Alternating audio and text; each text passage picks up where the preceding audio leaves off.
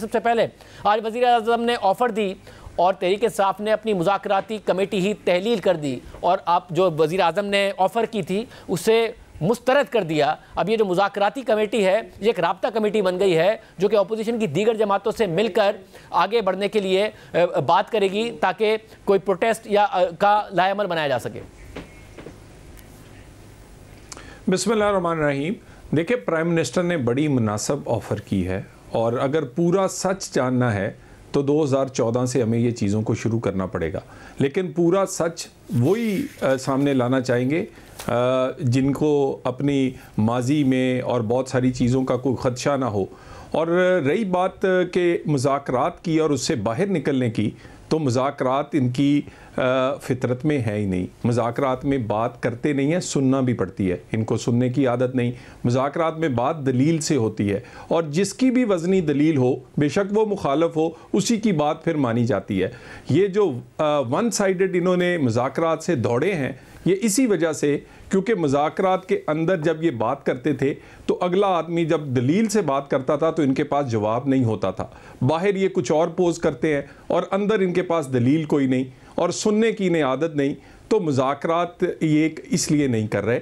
बाकी हम बड़े खुले दिल से प्राइम मिनिस्टर ने ये ऑफ़र किए, आए शुरू करते हैं 2014 से और दोनों इलेक्शंस का भी देख लेते हैं। 2018 के इलेक्शन के बाद जो कमेटी बनी उसका एक्सपीरियंस आपको पता है, काम वाम उसने कोई किया ही नहीं, तो ये भी तरखाने वाली बात है ना। पीटीआई को खुद पता है कि उन्होंने जो कमेटी बनाई थी परवेज खटक साहब, वो कुछ नहीं हुआ उसका। 2018 के इलेक्शन पर जब आप लोगों ने मुतालबा किया था, होगा इसका भी कुछ नहीं, पार्लिमानी कमेटी का कुछ होता ही नहीं है, इसलिए वो नहीं मान रहे।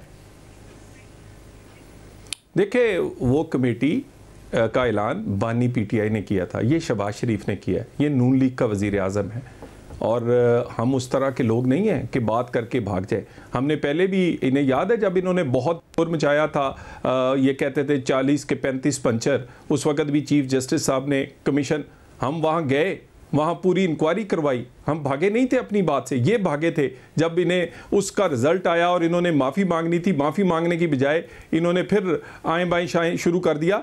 हम जो कह रहे हैं करके दिखाएंगे और हाँ, हमने वही ऑफ़र किया है जो इन्हें पसंद था और उस वक़्त हुकूमत ने इन्होंने हमें ऑफ़र किया था। तो क्या वो मुनासिब तजवीज़ नहीं थी? 2013 की मिसाल दी, मुनासिब नहीं थी, जो इमरान खान साहब ने 2014 में धरना किया था और 4 हल्कों का मुतालबा किया था, आपने जो बात की उस वक्त तो जुडिशल कमीशन बना दिया, क्योंकि आपको पता था कि 2013 के इलेक्शन के हवाले से इमरान खान साहब का इल्ज़ाम झूठ है, आप लोग फेयर एंड स्क्वायर जीते थे, तो कमीशन बना दिया। इस वक्त इसलिए नहीं बना रहे ना क्योंकि इल्ज़ाम दुरुस्त है। नहीं, देखिए ना, पार्लिमानी कमीशन जो है ये ओपन हियरिंग होगी, दोनों साइड से एक जैसे मेंबर्स होंगे, दुनिया देखेगी।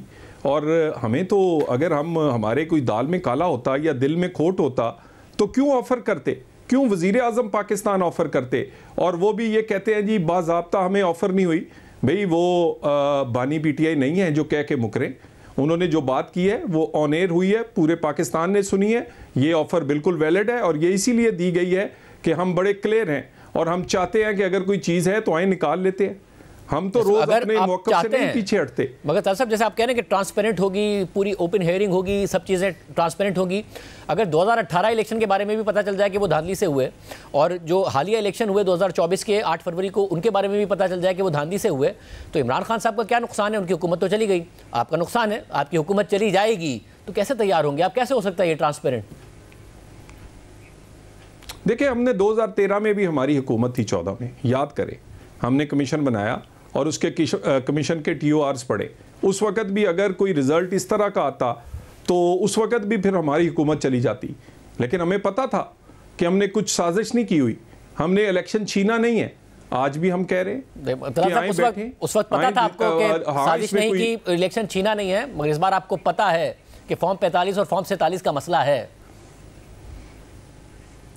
इस दफ़ा भी हम पूरे कॉन्फिडेंट हैं। हाँ, अगर कोई ऐसी बात होगी तो हम खुले दिल से घर चले जाएंगे, लेकिन ये सिर्फ आप एक फ़र्ज़ करके ये बातें नहीं कर सकते। और मुझे ये बताइए, अगर ये बात ठीक नहीं है तो इससे पीछे कौन हटा है? फॉर्म 47 और जाली हुकूमत के मौक़िफ़ से बानी पीटीआई पीछे हटे हैं। इनके मुतालबात में ये मुतालबा ही नहीं है और ये जिससे कमीशन बनवाना चाहते हैं ये उसी पार्लियामेंट का पार्लिमानी कमीशन है और जिसमें ये बैठ के मुज़ाकरात कर रहे थे और वहाँ से कमीशन बनवाना चाहते थे। तो बात ये है कि अगर ये इसमें इतना वज़न होता तो फिर ये पीछे ना हटते, फिर अपना ये भी एक मुतालबा देते